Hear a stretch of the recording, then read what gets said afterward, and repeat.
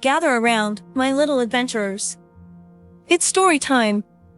But this isn't just any tale, it's a heart-pounding journey of survival and bravery, set in the shadow of a world changed forever. Once upon a time, near Christmas Eve in Spain, there was a man named Manel. He was a smart lawyer and the owner of a shiny solar power company. Manel lived in a beautiful house in Galicia with his cat, Luculo, and his lovely wife, Julia. But one cold, starry night, as they were driving back home from visiting Manel's sister, Bullen, something sad and life-changing happened. Their car crashed, and Julia was taken away forever.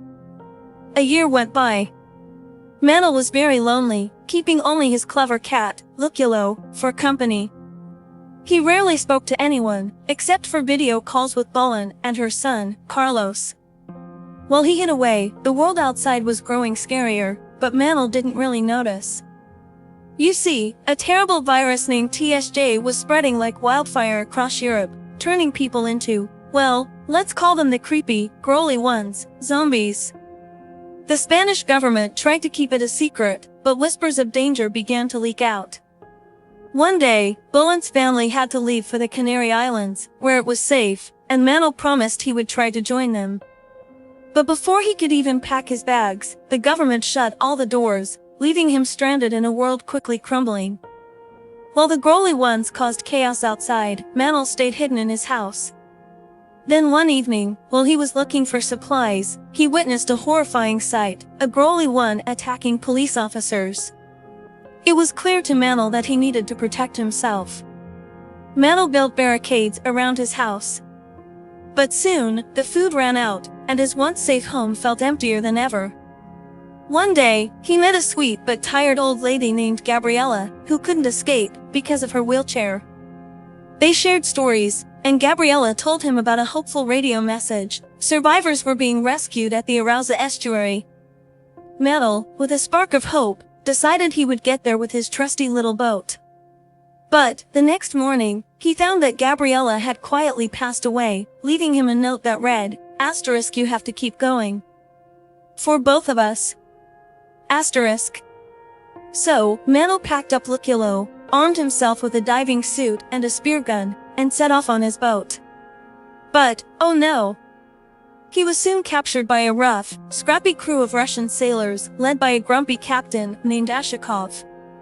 Among them was Viktor Prochenko, a brave but weary former pilot who took pity on Manel.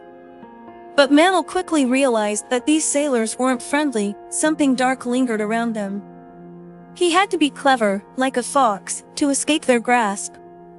With courage, Manel whispered a plan to Prochenko. There was a helicopter at the hospital where his wife had died.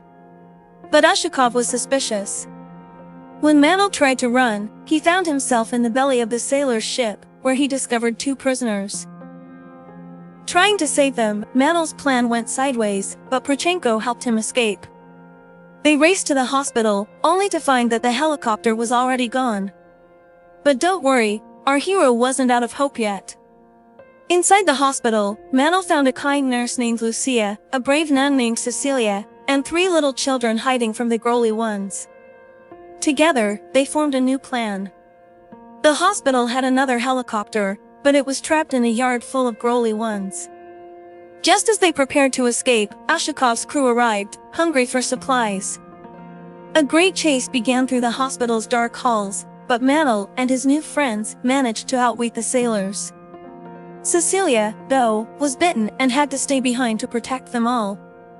Finally, Manel, Lucia, Prochenko, and the kids climbed into the helicopter. But Ashikov and his crew wouldn't let them go without a fight. In a final act of bravery, Manel cut the fence, letting the growly ones swarm in and save the day. The helicopter soared into the sky, but where were they to go now? As they flew, they finally made radio contact with Bullen, who cried out a warning, * the Canaries aren't safe anymore. Run! * fighter jets zoomed past them, a dark cloud of fear hanging in the air. And that, my little adventurers, is where our tale takes us to the edge of hope, with Manel and his friends still soaring, still searching for a place to call home. What do you think will happen next?